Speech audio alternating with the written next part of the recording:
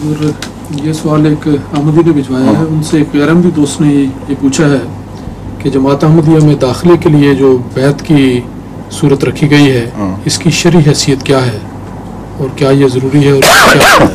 اس کی شرعی حیثیت تو رسول اللہ صلی اللہ علیہ وسلم کے وصال کے بعد ہی ثابت ہو گئی تھی،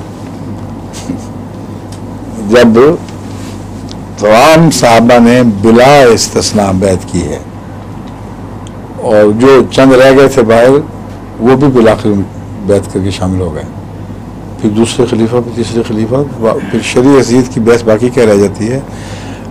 اصل بات یہ ہے کہ قرآن کریم کا یہ جو بیان ہے اسلام کے اندر داخل ہونا، اس کے ساتھ ایک ایسی شرط قائم کر دی گئی ہے جس کا بیعت سے تعلق ہے۔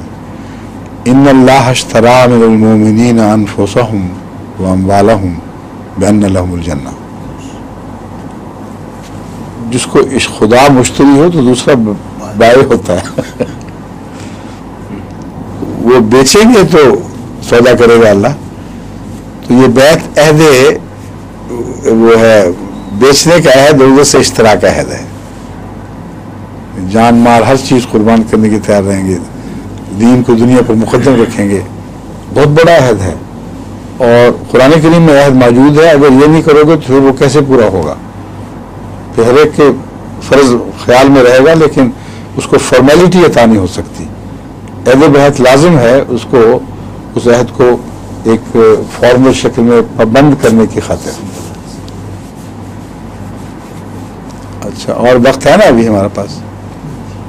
ہاں 5-7 منٹ ہیں جی۔